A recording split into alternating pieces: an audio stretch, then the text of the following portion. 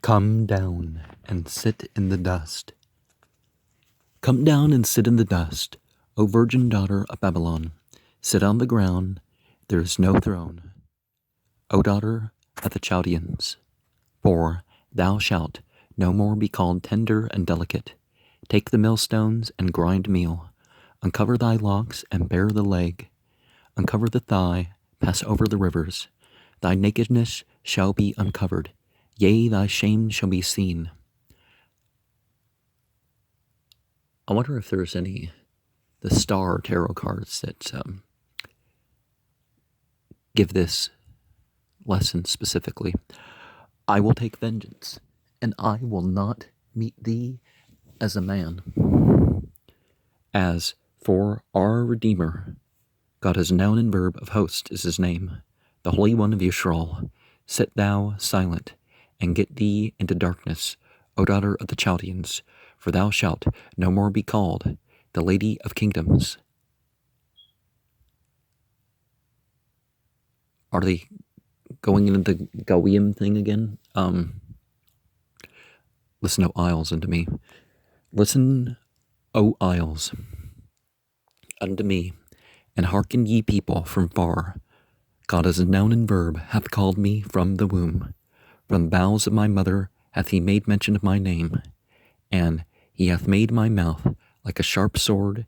In the shadow of his hand he hid me, and made me a polished shaft. In his quiver hath he hid me, and said unto me, Thou art my servant, O Yisrael, in whom I will be glorified. Then I said, I have labored in vain, and I have spent my strength for naught, and in vain. Yet surely my judgment is with God as noun and verb, and my work is with God. And now saith God as noun and verb, that formed me from the womb to be his servant, to bring Jacob again to him. Though Yisrael be not gathered, yet shall I be glorious in the eyes of God as noun and verb. And my God shall be my strength, and he said, It is a light thing that thou shouldest be my servant, to raise up the tribes of Jacob, and to restore the preserved of Yisrael. I will also give thee for a light unto, is it those who worship other than God? Is it those who turn their back? What word are they using for Gentile? That thou mayest be my salvation unto the end of the earth. Awake, awake, put on strength. Awake, awake, put on strength. O arm of God as noun and verb, awake as in the ancient days, in the generations of old. Art thou not it that hath cut Rahab and wounded the dragon? Art thou not it which hath dried the sea, the waters of the great deep, that hath made the depths of the sea away, for the ransomed to pass over? Therefore the redeemed of God as noun and verb shall return, and come with singing unto Zion, and everlasting joy shall be upon their head. They shall obtain gladness and joy, and sorrow and mourning shall flee away. Awake, awake, put on thy strength, O Zion, put on thy beautiful garments.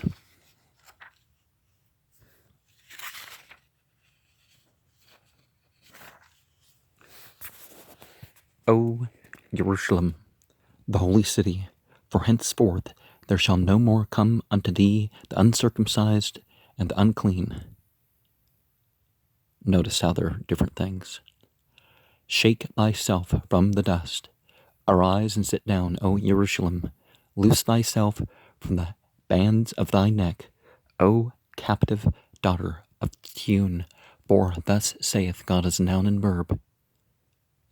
Zion is not just some land or whatever. It's to set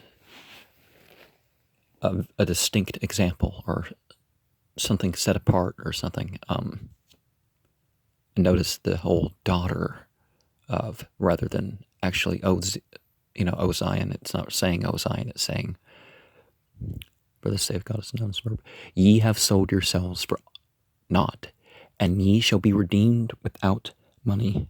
How beautiful upon the mountains are the feet of him that bringeth good tidings, that publisheth peace, that bringeth good tidings of good, that publisheth salvation, that saith unto Sion, Thy God reigneth. Thy watchmen shall lift up the voice, with the voice together shall they sing, for they shall see eye to eye, when God as noun and verb shall bring again Sion. Break forth into joy, sing together, ye waste places of Jerusalem, for God as noun and verb hath comforted his people, he hath redeemed Jerusalem. God as noun and verb hath made bare his holy arm in the eyes of all the nations, and all the ends of the earth shall see the salvation of our God. Because people have accepted it, really, that would be why. Behold, my servant shall deal prudently. So think of the 8 of discs as a tarot card, but behold, my servant shall deal prudently. He shall be exalted and extolled and be very high, as many were astonished at thee. His visage was so marred, more than any man, and his form more than the sons of men.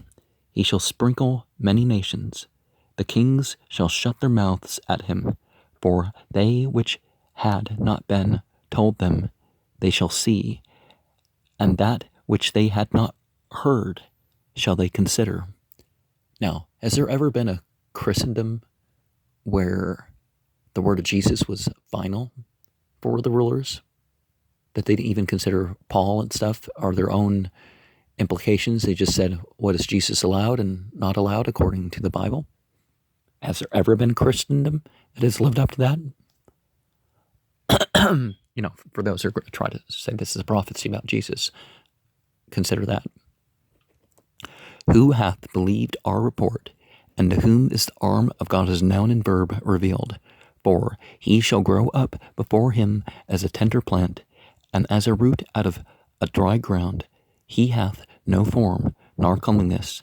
And when we shall see him, there is no beauty that we should desire him. He is despised and rejected of men, a man of sorrows, and acquainted with grief. And we hid, as it were, our faces from him. He was despised, and we esteemed him not. Surely he hath borne our griefs, and carried our sorrows, yet we did esteem him stricken, smitten of God, and afflicted. But he was wounded for our transgressions, he was bruised for our iniquities. The chastisement of our peace was upon him, and with his stripes we are healed. All we, like sheep, have gone astray. We have turned every one to his own way, and God as a noun and verb hath laid on him the iniquity of us all. Every prophet really sees, the burden of trying to be a way of liberating his people. There are passages in Isaiah that were translated wrong by the Catholic Church. The Septuagint is lost. The Catholic Septuagint that includes the Catholic Greek Old Testament is different than the Jewish one, and there's a whole bunch of misleading translations in there. But maybe we'll come across something even more relevant than that. He was oppressed and he was afflicted, yet he opened not his mouth. Well, if he was innocent, he should have spoke his words. But he is brought as a lamb to the slaughter, and as a sheep before her shearers is dumb. So he openeth not his mouth. He was taken from prison and from judgment. And who shall declare his generation? And there's been plenty of innocent people that have been persecuted because the people have been wrong.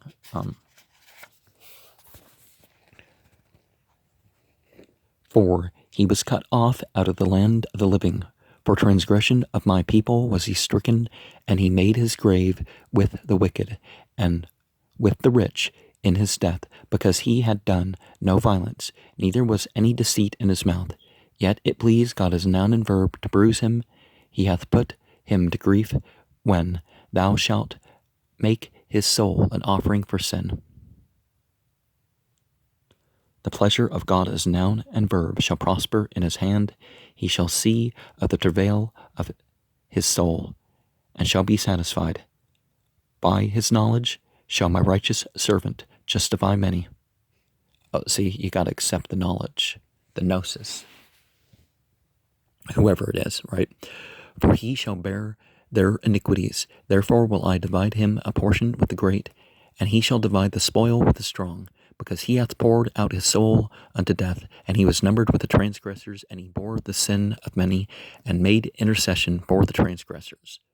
Well, if we look at this in context, the daughters of Zion and the daughters of Babylon, and the son of, okay, that's what it's talking about. It's not talking about some individual. It's talking about the people that, because of what happened with the previous generations, or maybe a few among the congregation, like the Nazis pointing out a handful of criminals here and there and saying, see, all the Jews are like this. It's like, no, they weren't. It was probably less indication that it was less common among, some of this stuff was less common among the Jews than some of the other people, but and certainly not all the Jews were oppressive bankers or whatever people were saying. But sing, O barren, thou didst not bear. Break forth into singing and cry aloud, thou that didst not travail with child. For more are the children of the desolate than the children of the married wife, saith God as a noun and verb. Enlarge the place of thy tent, and let them stretch forth the curtains of thine habitations. Spare not, lengthen thy cords, and strengthen thy stakes. For thou shalt break forth on the right hand and on the left, and thy seed shall inherit those who turn their back on God. And make, because it's not saying, oh, well, you're of different ancestry, so you're going to inherit their stuff. It's saying that they've turned their back on God, or they've other things like that. I can't think of any of the other words that are rendered as Gentile, pagan, heathen, infidel that don't really directly translate as that. And make the desolate cities to be inhabited. Fear not, for thou shalt not be ashamed, neither be thou confounded, for thou shalt not be put to shame. For thou shalt forget the shame of thy youth, and shalt not remember the reproach of thy widowhood any more. So none of this, the mistakes done by past generations, and none of this, the mourning over what happened in past generations. Got to get beyond that. For thy Maker is thine husband. God is noun and verb of host is his name, and the Redeemer, the Holy One of Yisrael, the God of the whole earth, shall he be called. For a small monument have I forsaken thee, but with great mercies will I gather thee. In a little wrath I hid my face from thee for a moment, but with everlasting kindness will I have mercy on thee, saith God as a noun and verb, thy Redeemer. For this is as the waters of Noah unto me. For as I have sworn that the waters of Noah, Nooch or Noah, should no more go over the earth, so have I sworn that I would not be wroth with thee, nor rebuke thee. For the mountains shall depart, and the hills be removed, but my kindness shall not depart from thee, neither shall the covenant of my peace be removed, saith God as noun and verb, that hath mercy on thee. O thou afflicted, tossed with tempest, be not comforted. Behold, I will lay thy stones with fair colors, and lay the foundations with sapphires, and I will make thy windows of agates, and thy gates of carbuncles, and all thy borders of pleasant stones, and all thy children shall be taught of God as a noun and verb, and great shall be the peace of thy children. Ho, everyone that thirsteth. Ho, everyone that thirsteth. Come ye to the waters. And he that hath no money, come buy and eat. Yea, come buy wine and milk without money and without price. Wherefore do ye spend money for that which is not bread, and your labor for that which satisfieth not? Hearken diligently unto me, eat ye that which is good, and let your soul delight itself in fatness. Incline your ear and come unto me. Hear, and your soul shall live, and I will make an everlasting covenant with you, even the sure mercies of Dawood. Behold, I have given him for a witness to the people, a leader and a commander to the people. Behold, thou shalt call a nation that thou knowest not, and nations that knew not thee shall run unto thee, because of God is noun and verb, thy God, and for the Holy One of Yisrael, for he hath glorified thee. Seek ye, God is noun and verb, while he may be found. Call ye upon him while he is near. Let the wicked forsake his way, and the unrighteous man his thoughts, and let him return unto God as noun and verb, and he will have mercy upon him, and to our God, for he will abundantly pardon. For my thoughts are not your thoughts, neither are your ways my ways, saith God as a noun and verb. For as the heavens are higher than the earth, so are my ways higher than your ways, and my thoughts than your thoughts. For as the rain cometh down, and the snow from heaven, and returneth not thither, but watereth the earth, and maketh it bring forth and bud, that it may give seed to the sower, and bread to the eater, and shall my word be that goeth forth out of my mouth, it shall not return unto me void, but it shall accomplish that which I please, and it shall prosper in the thing whereto I sent it.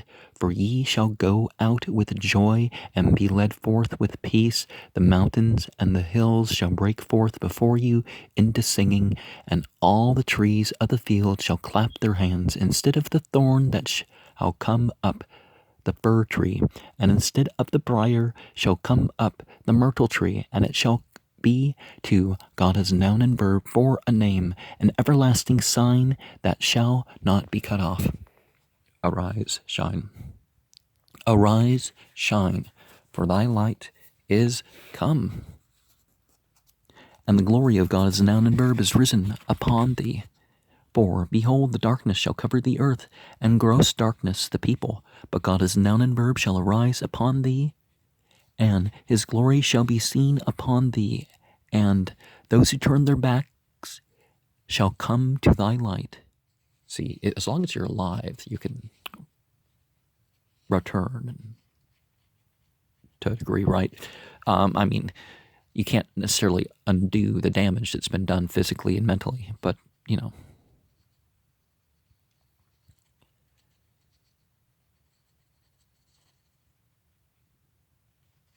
And the kings to the brightness of thy rising.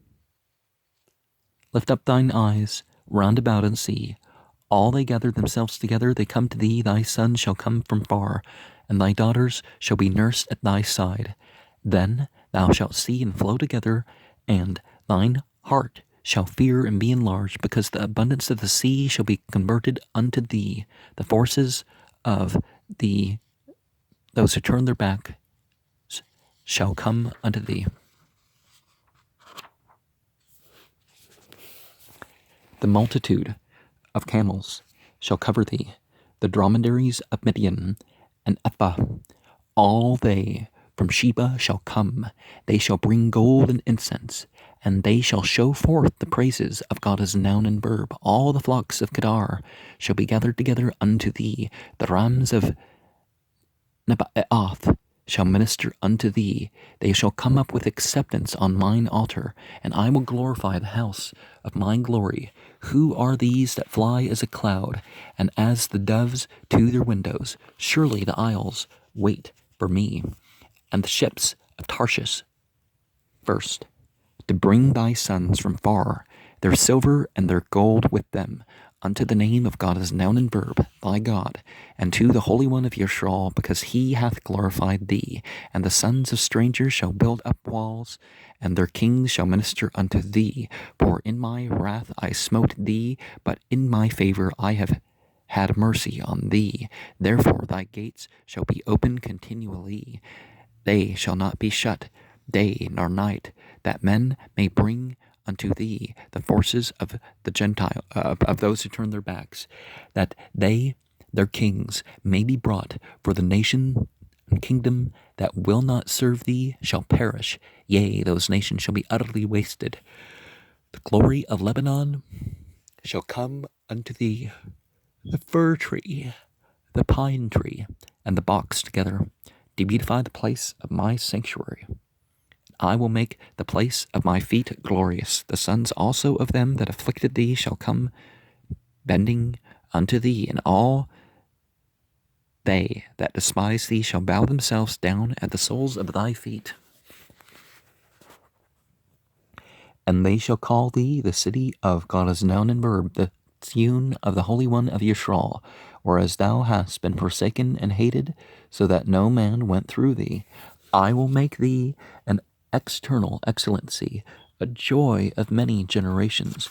Thou shalt also suck the milk of those who turn their backs, and shalt suck the breast of kings.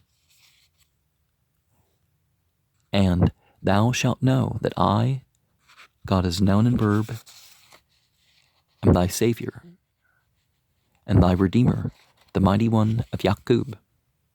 Well, these are things that God was all along. So it's not like this is a prophecy of things different that they didn't quite know about. For brass I will bring gold, and for iron I will bring silver, and for wood, brass, and for stones, iron. I will also make thy officers peace, and thine exactors righteousness. Violence shall no more be heard in thy land, wasting nor destruction within thy borders, but thou shalt call thy walls salvation, and thy gates praise. The sun shall no more be thy light by day, neither for brightness shall the moon give light unto thee, but God as a noun and verb shall be unto thee an everlasting light, and thy God, thy glory. Thy sun shall no more go down, neither shall thy moon withdraw itself, for God as a noun and verb shall be thine everlasting light, and the days of thy mourning shall be ended. Thy people also shall be all righteous. They shall inherit the land forever, the branch of my planting, the work of my hands, that I may be glorified. A little one shall become 1,000, and a small one a strong nation. I, God as noun and verb, will hasten it in his time. The Spirit of God as noun and verb is upon me. The Spirit of God as noun and verb, divinity, is upon me. Because God as noun and verb hath anointed me to preach good tidings unto the meek, he hath sent me to bind up the brokenhearted, to proclaim liberty to the captives, and the opening of the prison to them that are bound, to proclaim the acceptable year of God as noun and verb, and the day of vengeance of our God, to comfort all that mourn, to appoint unto them that mourn in Sion, to give unto them beauty for ashes, the oil of joy for mourning, the garment of praise for the spirit of heaviness, that they might be called trees of righteousness, the planting of God as noun and verb, that he might be glorified. And they shall build the old wastes, they shall rise up the former desolations, and they shall repair the waste cities. The desolations of many generations, and strangers shall stand and feed your flocks, and the sons of the alien shall be your plowmen and your vine dressers, but ye shall be named as the priests of God as noun and verb. Men shall call you the ministers of our God. Ye shall eat the riches of those who turn their backs. And in their glory, Guya is the singular, but Gawiyam is a plural. You kind of lose the mention of God in the plural. So, and in their glory shall ye boast yourselves, for your shame ye shall have double, and for your confusion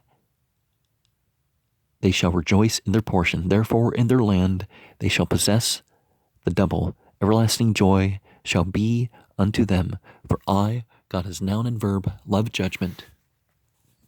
Judgment's not a negative or positive thing. It's just making a decision based on something. I hate robbery for burnt offering, and I will, lawful spending and lawful earning. You can't, I'm going to I'm going to do bad business, I'm going to do wrongful business practices to give in charity. It's like, no. It's better to give nothing. And I will direct their work. Better to give nothing than to do stuff wrong to get money. And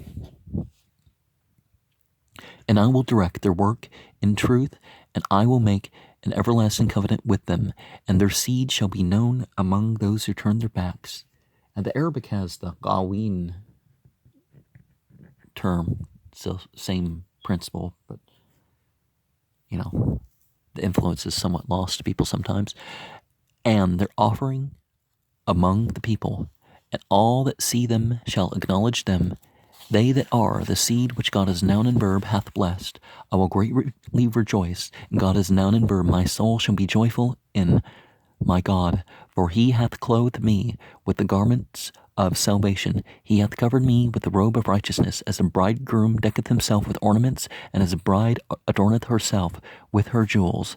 For as the earth bringeth forth her bud, and as the garden causeth the things that are sown in it to spring forth, so God is noun and verb. Divinity will cause righteousness and praise to spring forth before all the nations. For Zion's sake, for Zion's sake, I will not hold my peace, and for Jerusalem's sake I will not rest, until the righteousness thereof go forth as brightness. See, it's not blood and soil, it's you got this opportunity to set an example, so set the good example. And the salvation therefore of as a lamp that burneth, and those who turn their backs shall see thy righteousness, and all the kings thy glory, and thou shalt be called by a new name, which the mouth of God as a noun and verb shall name. Perhaps from a different language, maybe. Thou shalt also be a crown of glory in the hand of God as a noun and verb, and a royal diadem in the hand of thy God. Thou shalt no more be termed forsaken, neither shall thy land any more be termed desolate, but thou shalt be called Hephzibah. Ziba, I don't know what that means, and thy land Beulah. For God as a noun and verb delighteth in thee, and thy land shall be married. For as a young man marrieth a virgin, so shall thy sons marry thee, and as the bridegroom rejoiceth over the bride, so shall divinity rejoice over thee. I have set watchmen upon thy walls, O Jerusalem, which shall never hold their peace, day nor night. Ye that make mention of the Lord, make mention of God as a noun and verb, keep not silence, and give him no rest, till he establish, and till he make Jerusalem a praise in the earth. God as noun and verb hath sworn by his right hand, and by the arm of his strength, surely I will no more give thy corn, the kernels, to be meat for thine enemies, and the sons of the stranger shall not drink thy wine, for that which thou hast labored, but they have gathered it shall eat it, and the praise of God is a noun and verb, and they that have brought it together shall drink it in the courts of my holiness. Go through the gates. Prepare ye the way of the people, cast up the highway, gather out the stones, lift up a standard for the people. Behold, God is noun and verb, proclaimed into the end of the world. Say ye to the daughter of Zion, behold, thy salvation cometh. Behold, his reward is with him, and his work before him, and they shall call them the holy people, the redeemed of God is noun and verb, and thou shalt be called, sought out, a city not forsaken. Who is this that cometh from Edom?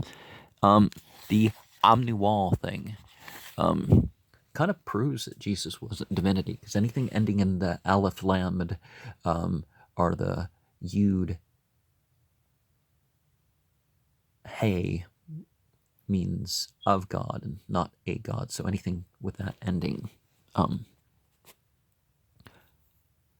you see Yahweh Elohim. It doesn't mean that but it's not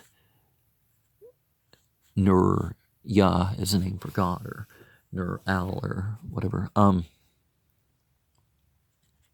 Who is this that cometh from Edom? Who is this that cometh from Edom with dyed garments from Basra?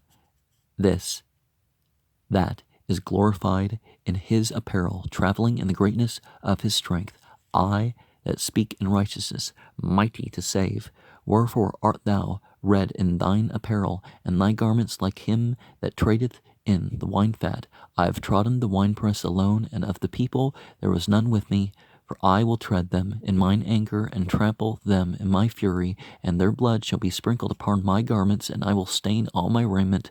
For the day of vengeance is in mine heart, and the year of my redeemed is come. And I looked out, and there was none to help, and I wondered that there was none to uphold. Therefore mine own arm brought salvation unto me, and my fury it upheld me. And I will tread down the people in mine anger, and make them drunk in my fury, and I will bring down their strength to the earth. I will mention loving kindness of God as a noun and verb. I will mention loving kindness of God as a noun and verb, and the praises of God as a noun and verb, according to all that God as a noun and verb hath bestowed on us, and the great goodness toward the house of Yisrael, which he hath bestowed on them according to his mercies, and according to the multitude of his loving kindness. For he said, surely they are my people, children that will not lie. So he was their Savior.